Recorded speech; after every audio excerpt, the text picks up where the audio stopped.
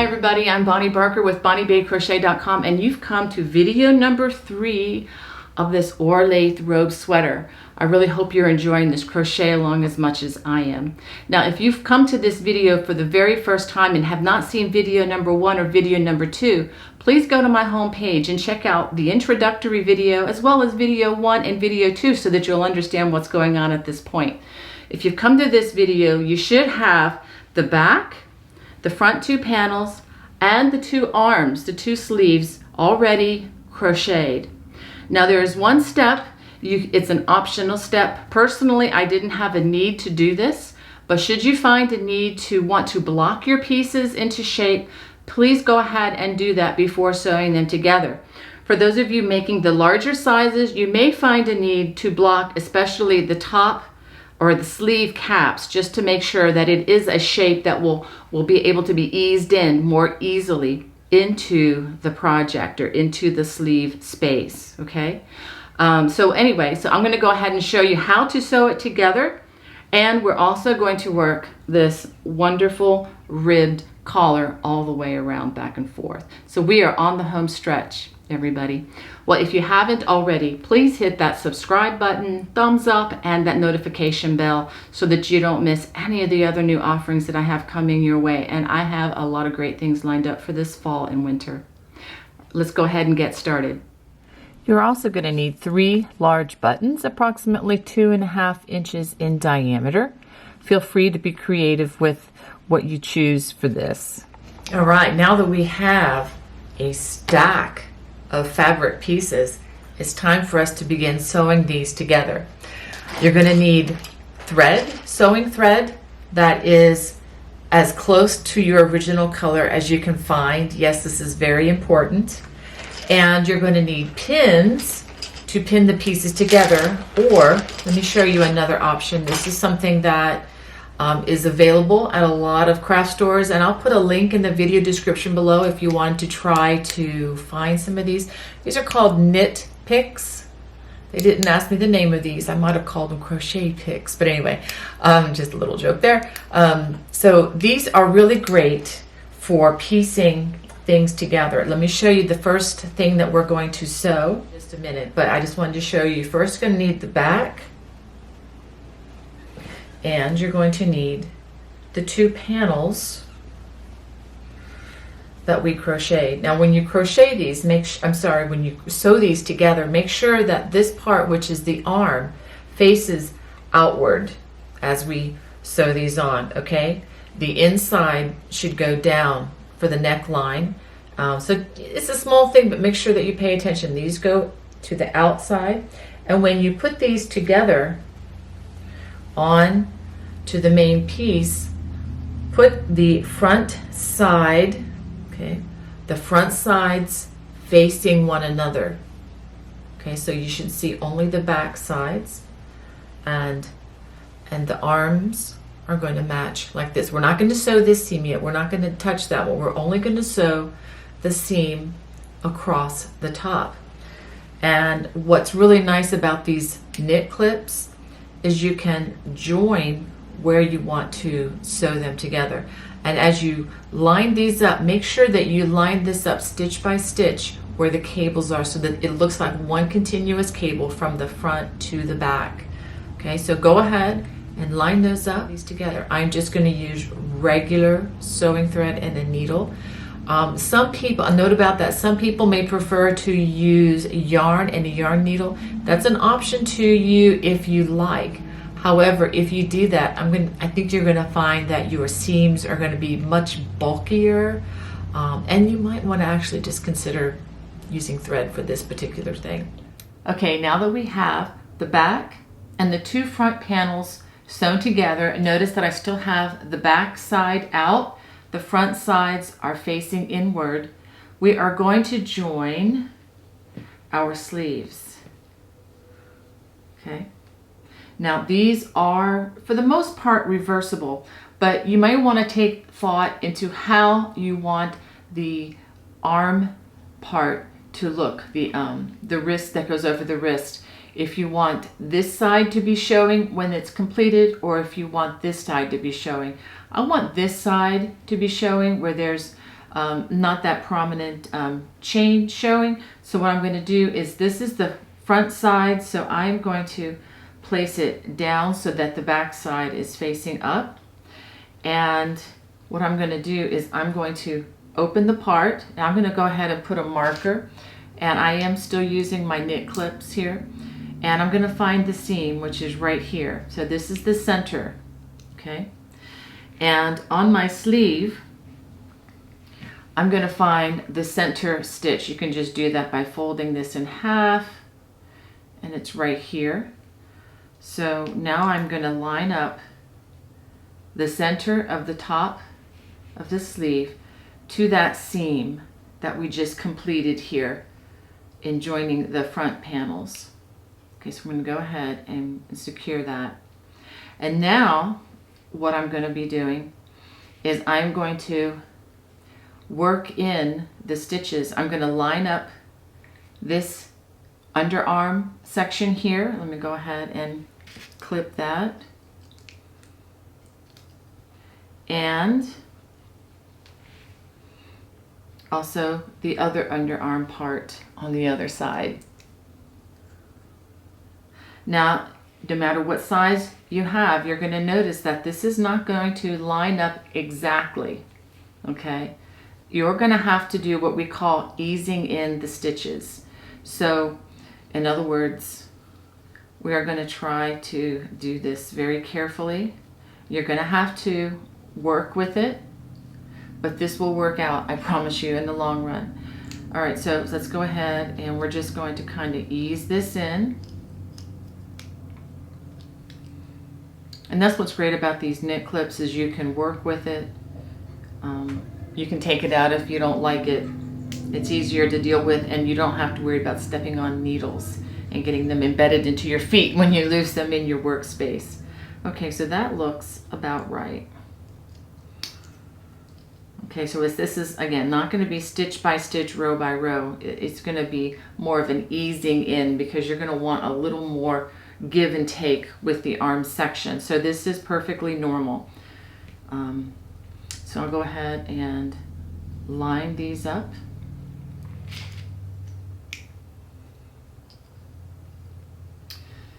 And for the record, I did not block these pieces. I certainly understand the need for doing that in a lot of knitwear and in some crochet things that I've done. But there is so much give and take in this particular wool yarn, and I think if you use, substituted acrylic, you should still be fine without blocking. But if you're a blocker and you just have to do everything that way, by all means, give it a go. But I really don't think it's going to be necessary, especially since you're going to be easing in a lot of fabric with these sleeves. So let me hold this up for you so you can see the shape of the sleeve. So what I'm going to do with both of these, I'm going to sew the sleeves in first. That's the very, very first and most important thing that I need to do. Once I have completed that, then you have one long seam left, and that would be from this arm all the way up under to the underarm, and then all the way down the side of the sweater. Okay, so let me show that to you again. So first we complete the working in the arm. That's very important, okay? Then once you do that, then we fold this, still with the front sides facing the inside facing outward, and then we just one long seam from here to the underarm, and then all the way down the side of the sweater, and that should line up quite well. So go ahead, that's a lot of sewing. I'm going to be doing mine with needle and thread by hand. That's my preference. Again, if you wanted to use yarn, you can, but expect a bulkier seam when you do it that way. Okay, so let me go ahead and do that, and then I will show you the rest. After sewing this all together, you should have something that looks about like this with the back side facing. So now we need to turn this inside, or I guess right side out, and we just have one more thing to do, and that is to finish the band that goes around the front and the collar. Okay, so now we turn it with the right side facing. It should look a little bit better at this point. And so now we're going to start at the bottom, and I will show you how to do this. We're going to start down at the lower right side for the right-handers, and we're going to work, let me show you this. We're going to go up this side, around the collar, and all the way down. And we're going to be doing the ribbing for that part, and I'll go ahead and show that to you up close and personal right now. Now we're ready to begin the neckband, and we are going to start in the lower right hand. This is for the right-handed. Now for the left-handed version, you would probably need to start on the lower left-hand section of the sweater. Okay, this is part of the front panel at the very bottom. So I'm going to join with a slip stitch. I'm going to go ahead and make my slip knot. I'm going to join with a slip stitch, and I'm going to chain 2, and I'm going to work 2 double crochets in the first row end, and then I'm going to work 1 in the next. So what I'm trying to do here is to work approximately 3 stitches or 3 double crochets over 2 row ends, and that kind of makes it about even. But you're going to have to eyeball this and just make sure that you're crocheting evenly as you go. So see how I'm working that? So we're going to be working this all the way up the side, and let's go ahead and I'll just go ahead and show you. Up around the neck area, across the neck area, and then all the way down the left side, all the way until you get to the other end here. Now the number of stitches is not so important as the fact that you do this evenly. With the different sizes sweaters, there are going to be different numbers, and like I said, the number of stitches is not so much as important as the fact that it just looks even as you do this. So I'm going to go ahead and do a few more of these with you. Let me go ahead and make sure that this is focusing on the stitches and not the back matter there. There we go.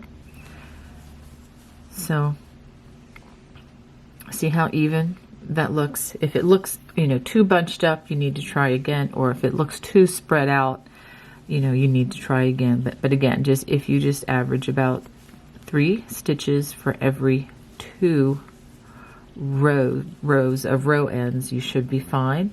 And now I just wanted to show you a little bit here. Let's go ahead and do 2 here. And then let's do 1 here. Okay, so that's going to work out well. So I'm going to work as I get to the double stitch here. I'll just work 2 double crochets there, and then 1 in that single crochet row end. So now that's pretty even. So go ahead and work this row all the way up around the neck and then all the way back down. Okay, now that I've worked this all the way across, it's time to go to row number 2. So I'm going to chain 2, and we're going to turn. And what I'm going to show you here for row 2, you're going to actually do for rows 2, 3, and 4. So you're going to do 3 rows this way. We're going to skip the first stitch, and we're going to work a front post in the next stitch rather, and then a back post double crochet in that next stitch. This is just your standard post ribbing, so we're going to alternate that all the way across.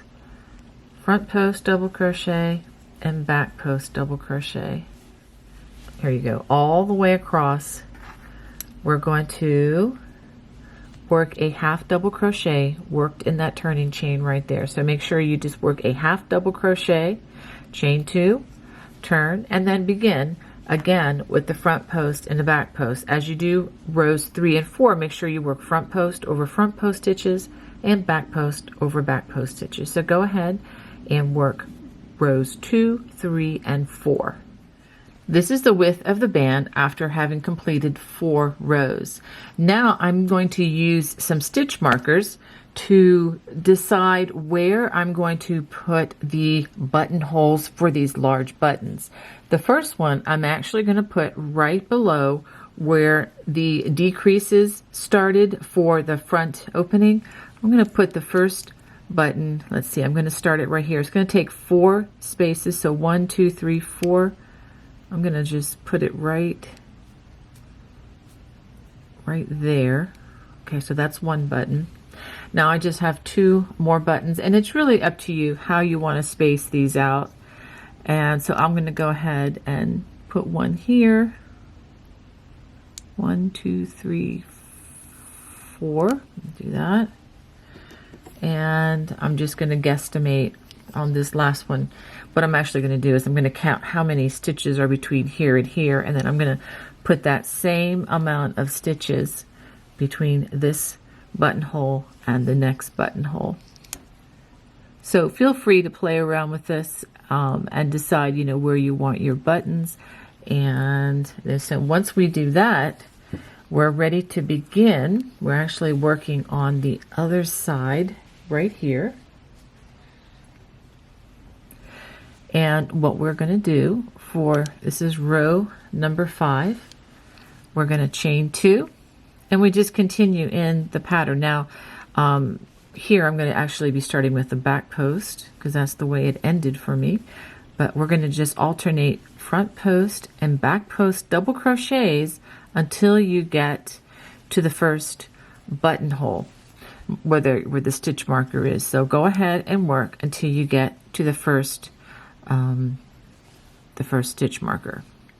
Okay, once you come to the stitch marker, I've already worked in this stitch back here, so that's the next one. I'm going to take the stitch marker out, and I'm going to chain 4.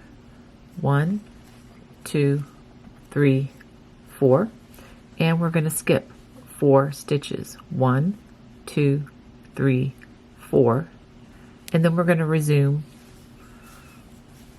the front post and back post pattern. Now if you need to start with the back post, wherever you are at the point where you marked your buttonhole.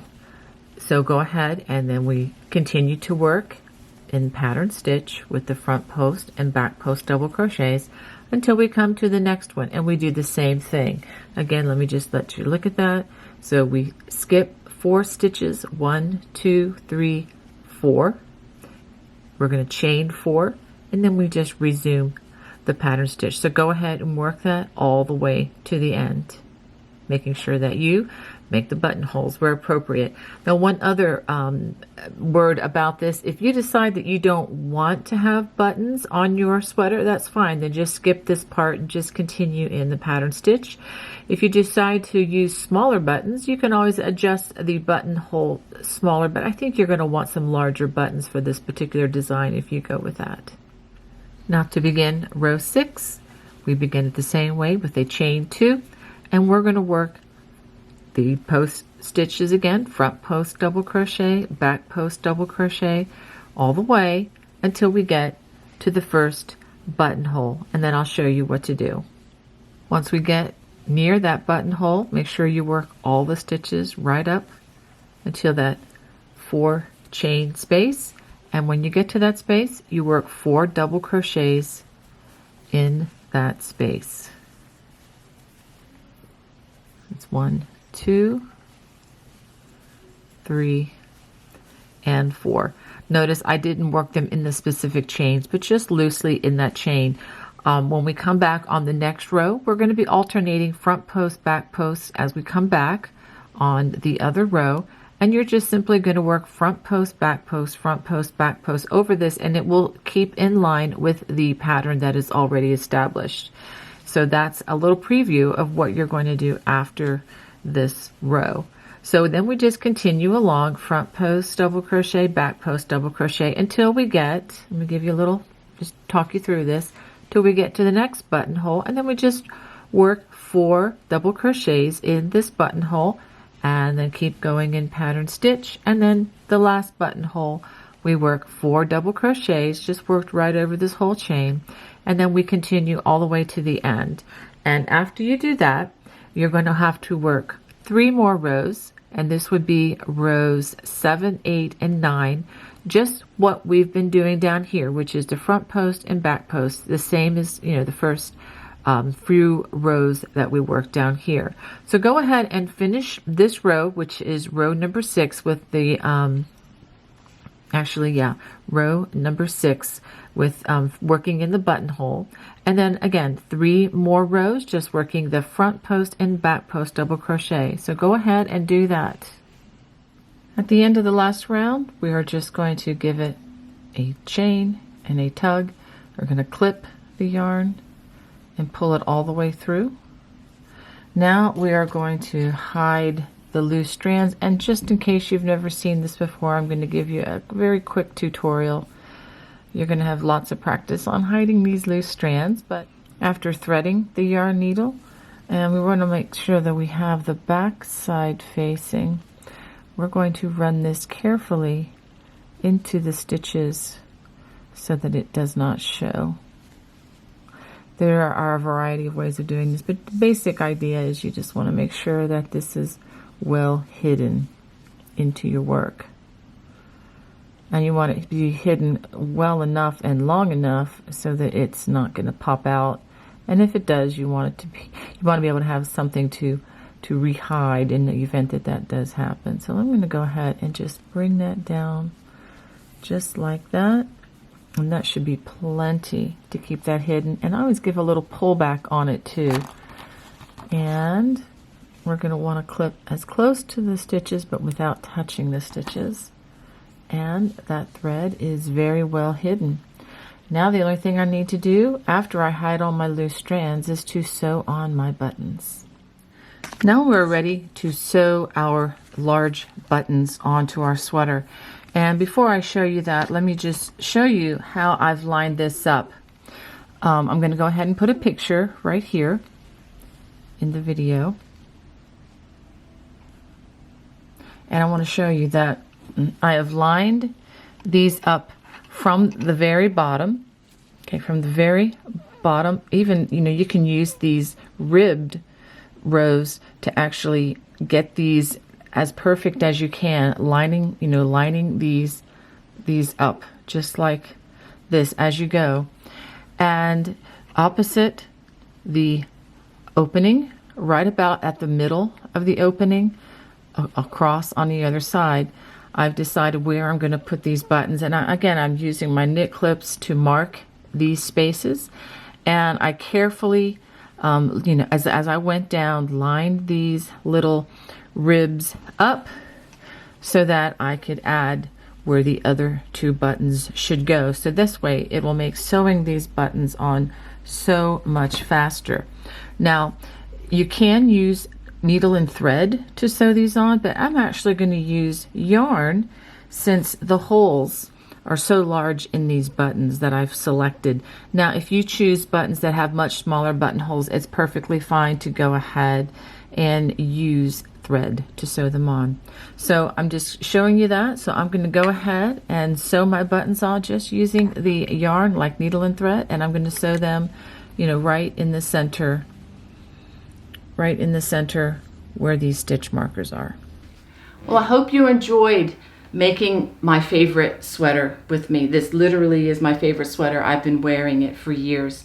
Again, if you did, please give me a thumbs up, and again, notification bell, and subscribe if you still haven't subscribed out there. Thank you so much for joining with me. If you ever have any questions, you know where to reach me. All that information is in the video description below. And if you can't see that, it's bonniebay@me.com. I would love to hear from you. Please feel free to post any of your progress or completed projects on my Bonnie Bay Crochet Facebook page and share it with others. Got a great group of people there that are super encouragers, and I personally would love to see your work. Well, anyway, thank you again for just sticking with me. God bless. Bye-bye.